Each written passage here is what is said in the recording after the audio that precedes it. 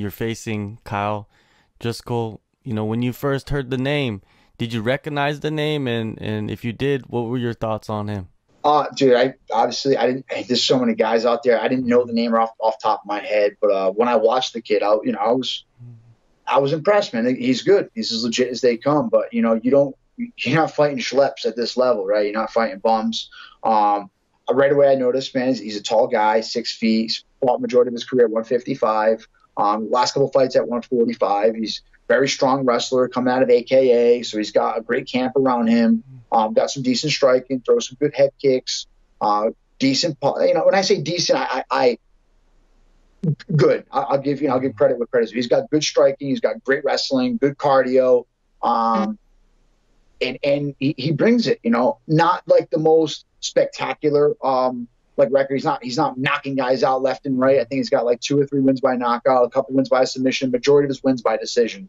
So that tells me he's got grit, heart, must have a decent chin if he's fought some good guys and not got knocked out. But I'm pretty much there as well, right? I'm 10-2 in my last 12 fights, and I've knocked out 6 out of those 10 guys. So I think we both match up pretty well.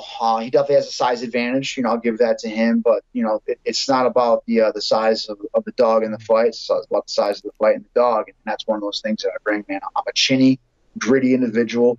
I've never been knocked out, and I fought some pretty heavy hitters, some legit strikers.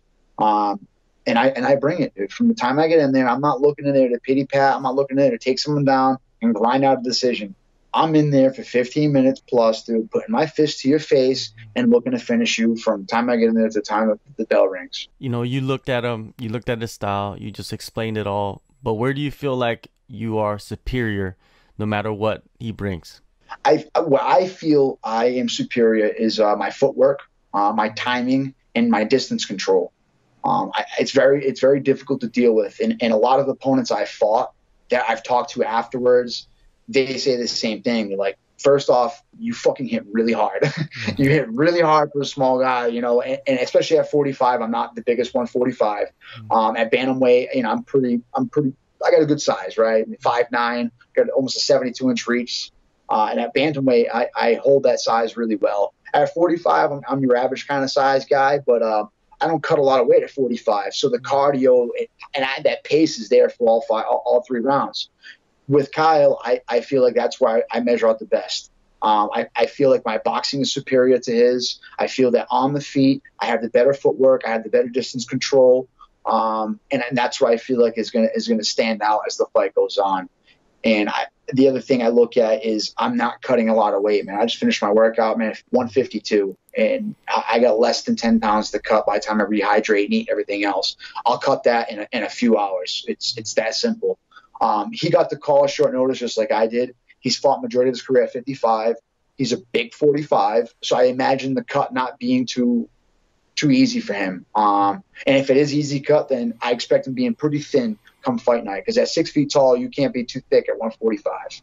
No doubt. Now, how do you see the performance playing out? How do you see yourself winning that contract? Listen, man, I'm an entertaining guy, dude. So Dana White likes guys that bring the fight, and he doesn't want to see a snooze fest, right? He doesn't want to see guys pressing the cage. He wants to see guys coming out and earning that contract, and that's what I intend to do. I intend to mix up the striking, throw in some takedowns as I need to, keep the fight, as exciting as I can make it, and keep Kyle on his heels. One of the things I feel that he doesn't do well enough is fight moving backwards. Right? As a wrestler, you want to constantly be coming forward. You want to constantly get a guy maybe that's charging at you so you can shoot underneath.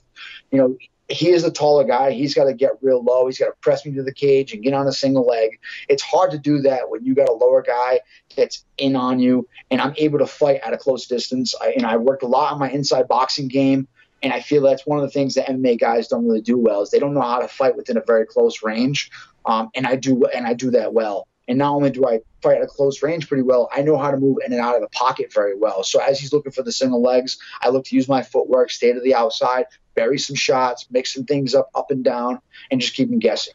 You got this opportunity coming up. You've been training for it. Dinis Paiva. What is your breakdown of him and his style? He's a southpaw counter boxer. He likes to do that high guard and wants you to roll your punches down.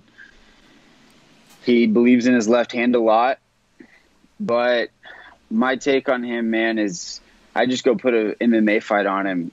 He's going to drown in deep waters. His easiest route to success is me going out and boxing with him. But, you know, I'm a smarter fighter than that. You know, we're in the game of mixed martial arts. So I hope he was training MMA, because we got an MMA fight coming.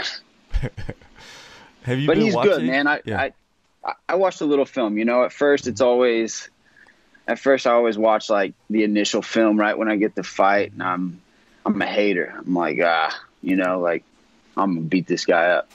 Then I always come back like 2 or 3 days later, and I with my watchful eye, I analyze. I talk to my people. We break it down.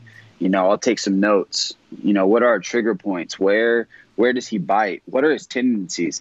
And we found some tendencies in him that, you know, I think we're going to be able to capitalize on. But, you know, he's here for a reason. You know, he throws hard. He believes in what he throws. And, but like I said, we got next generation at AK, and I'm just going to come display that next generation of mixed martial arts, you know, the full package. It's not a boxer, not wrestling. It's boxing into wrestling, into a clinch, back into wrestling, back into boxing, kicking. Now we're wrestling again, clinching. Like, this is complete mixed martial arts, and there's a new generation coming up, and I'm the front end of it. All right, so what do you think, what type of performance do you feel like you're going to have to get that contract? I just go in there and break his will. It's going to be, you know, I'm not going to go in there and put this crazy amount of pressure on myself like, we got to finish. No, I'm going to stay calculated. I'm going to stay calm. It's going to come. The openings will be there, and he'll break. I just break his will to compete, break his will to be in that cage. And, you know, there comes a point in the fight where you can feel people break, and it's just a lot of times they give up submissions. You know, that's an easy way out when you're broke. So I'm going to make them quit, whatever it takes, wherever the fight goes. I'm extremely confident in my abilities and my skill set. So I don't know if he breaks and I get the TKO, if he breaks and gives me his neck, if he dips into a kick, they're all coming.